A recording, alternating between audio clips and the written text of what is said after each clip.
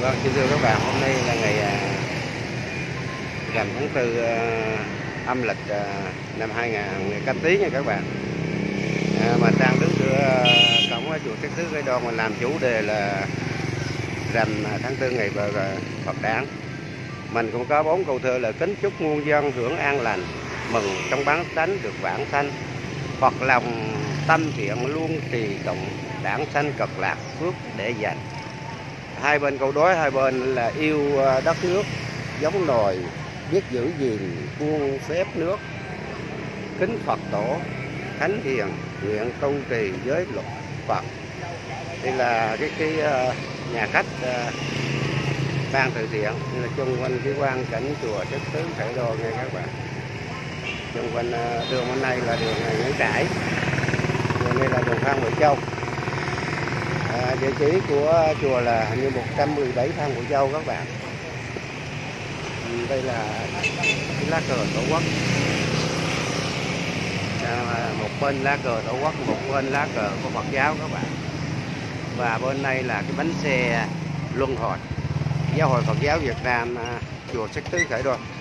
Bánh xe luân hồi lịch sử, vòng quay của con người, vòng quay của nhân gian, vòng quay của xã hội và vòng quay của cuộc sống.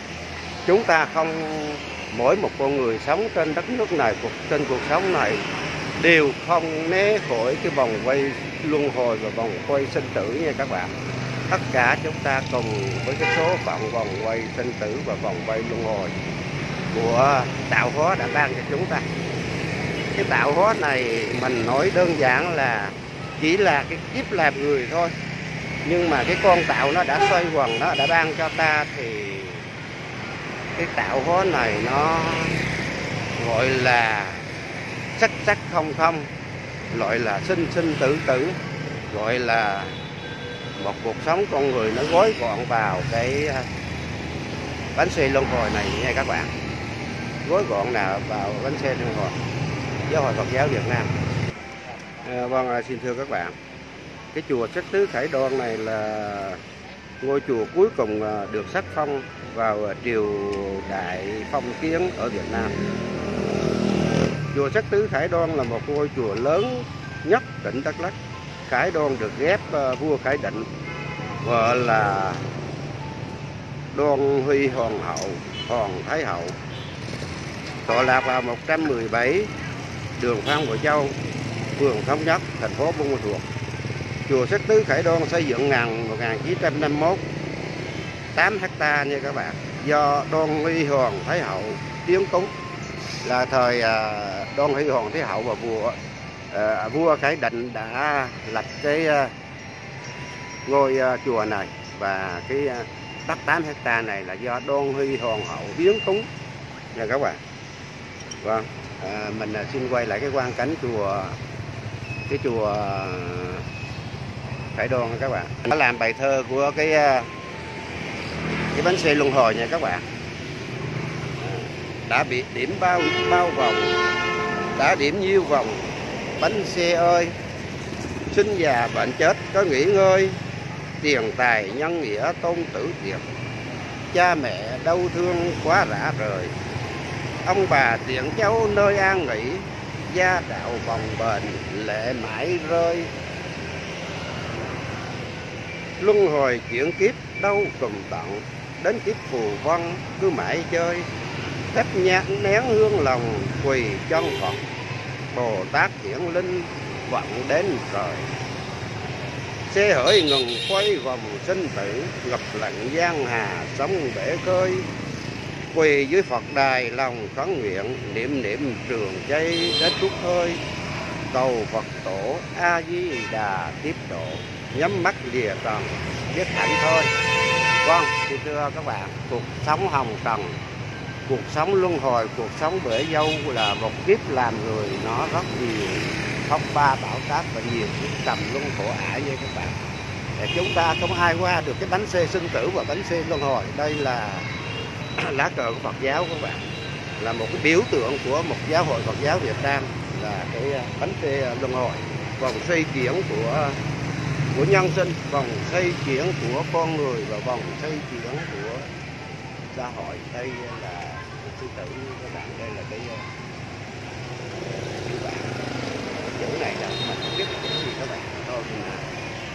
xin ghi lại cái cảnh của chùa Khải Đoan nha các bạn.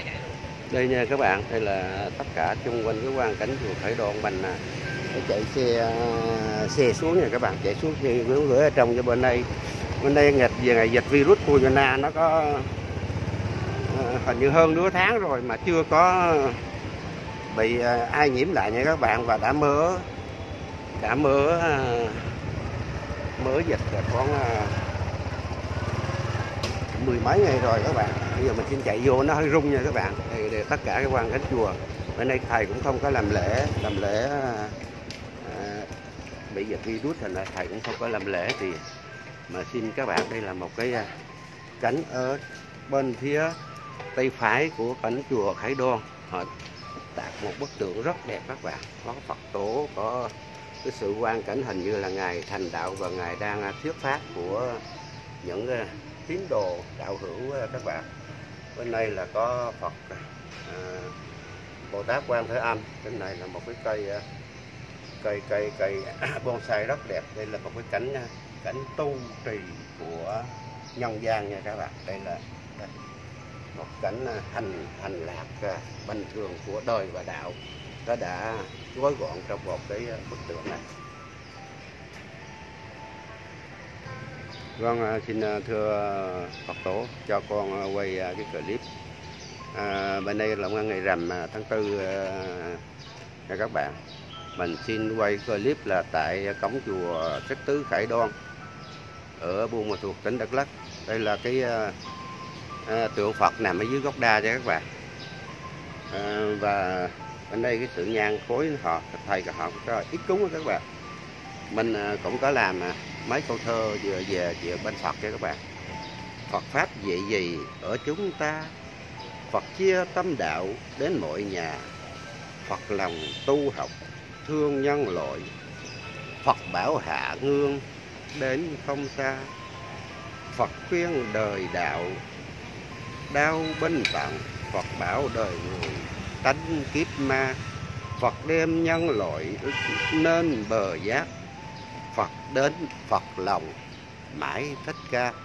Vâng, xin thưa các bạn, chúng ta hãy noi gương một vị cũng đã trải qua một kiếp làm người, trải qua một cái kiếp làm người mà đã biết sinh lão bệnh tử. Mình xin thưa các bạn là cái sinh lão bệnh tử là cái 4 cái bệnh khổ chính, còn 4 cái khổ phụ nữa nha các bạn. Mình cũng xin nói 4 cái khổ phụ là cầu bất đắc khổ, con tí tấn hậu khổ, ấm xí thành khổ và ái biệt ly khổ nha các bạn. Cái 4 cái khổ phụ này không có ai mà né tránh. Thành cuộc sống hồng trần, cuộc sống mưu sinh, cuộc sống đầy gian khổ và cái kiếp sống làm người thì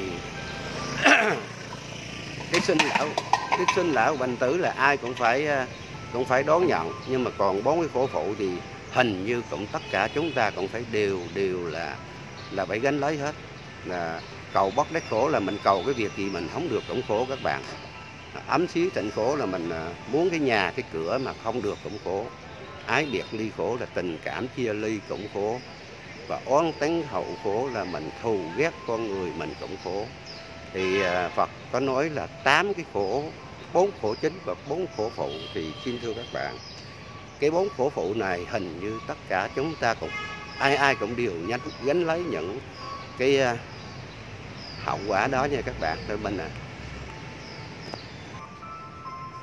Vâng, xin thưa các bạn, đây là cái chánh điện của chùa Sắc Tứ Khải Đoan nha các bạn. Đã trùng tu, cũng mới trùng tu đây và sửa sang lại rất nghiêm trang và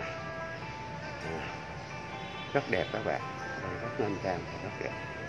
Đây là cái cảnh ở trên Nam Mô Bốn Sư Thích Ca Mâu Ni Phật. Con là Nguyễn Thanh Đông. Con xin quay Phật tổ cho con quay cái clip là ở trong chánh điện của Giáo hội Phật giáo Việt Nam, chùa Sắc Tứ Khải Đoan, 117 Phan Bội Châu, thành phố Buôn Ma Thuột, tỉnh Đắk Lắk. Còn đây là cái khung cảnh, tất cả khung cảnh trong cái nhà của chùa Khải Đoan làm rất kỹ các bạn, làm rất kỹ. Mới trùng tu lại cách đây mấy năm nay, trùng tu cũng như rất nhiều lần, nhưng mới làm cái này là là khang trang nhất.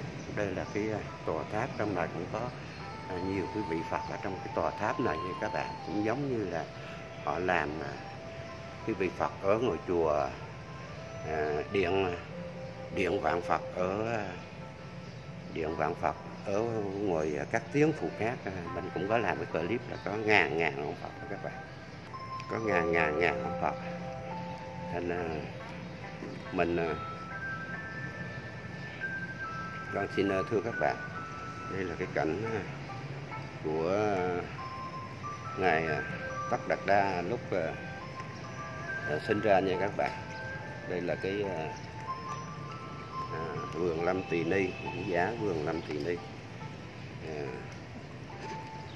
Mình cũng xin thưa các bạn là mình cũng có làm mấy câu thơ của ngài sinh ra nghe các bạn. Thiên thượng thiên hạ duy ngã độc tôn, thiên đình giáo chỉ kiếp trần ai, thượng duyên sen nở cửa Phật đại, thiên cơ định nghiệp tìm nhân quả, hạ đẳng càng khôn thở ngắt dài, di môn thiên địa ta tìm đến, ngã bản tử sanh mấy bước hài, đọc giới long hoa nơi mở hội, tôn chỉ thế nhân tránh bước sai.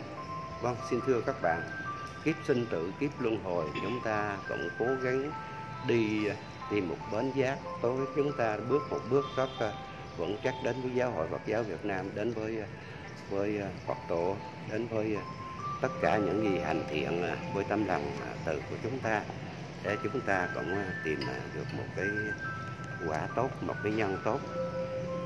Đây là cái cách tắm Phật nha các bạn, cánh tắm Phật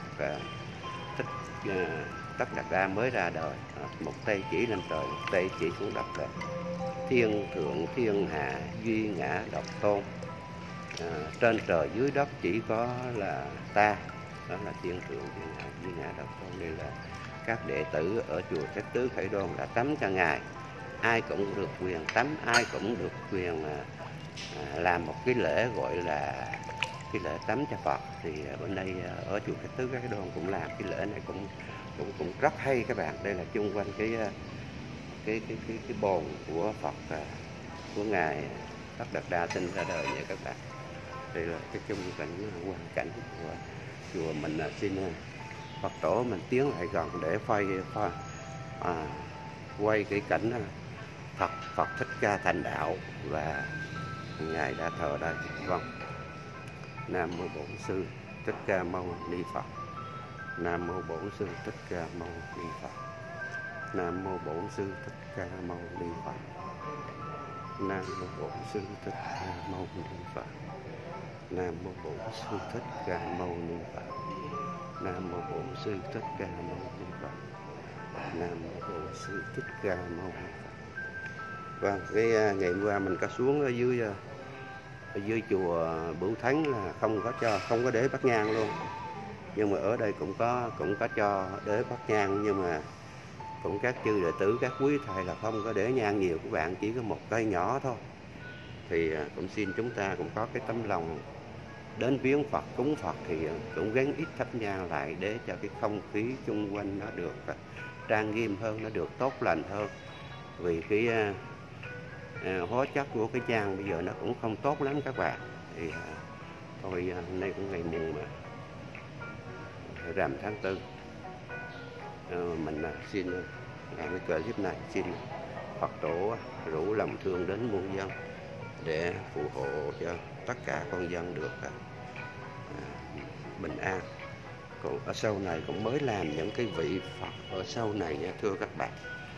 Đây là chung quanh là đều làm cái dáng cái tượng.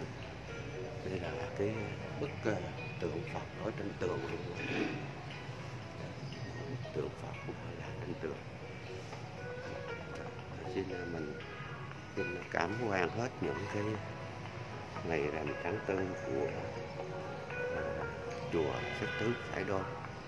Thì trên đây cũng xin quay lại cái cảnh chùa để các bạn cũng có một phần nhớ về người đã sáng lập ra giáo hội Phật giáo Việt Nam. người đã bỏ công khai sáng, và chúng ta hãy cố gắng làm một cái phước duyên, một cái đạo đức, một cái tâm linh gì đó để cuộc sống chúng ta nó nhẹ nhàng hơn, bước trên đường. Vâng, xin thưa các bạn, hôm nay cũng ngày rằm đó, rằm tư đó mình nói đó, thì mình cũng xin kết thúc cái clip, và cũng có 4 cái câu thơ của ngày rằm tháng 4 nha các bạn, là mừng Phật đản. Kính chúc muôn dân hưởng an lành, mừng trong bá tánh được vãng sanh, Phật lòng tâm thiện luôn trì tụng, đản sanh cực lạc phước để dành. Vâng, xin thưa các bạn là tất cả những cái cuộc sống hồng trần, cuộc sống mưu sinh, cái luân thường đạo lý kiếp làm người, chúng ta cũng cố gắng gửi gắm một cái gì gọi là Phật lòng, để chúng ta nhẹ gánh lúc về chiều nha các bạn. Thì Thanh Long Vlog cũng xin làm cái clip này, mong tất cả chúng ta hãy hướng về một cái giáo pháp nào đó, một cái đạo nào đó, một cái tâm linh nào đó, để chúng ta cũng gửi gắm một cuộc sống của chúng ta lúc về chiều. Và Thanh Long Vlog xin thân chào các bạn, và chúc các bạn hạnh phúc, gặp nhiều thành công trong cuộc sống. Xin thân chào và xin bye bye.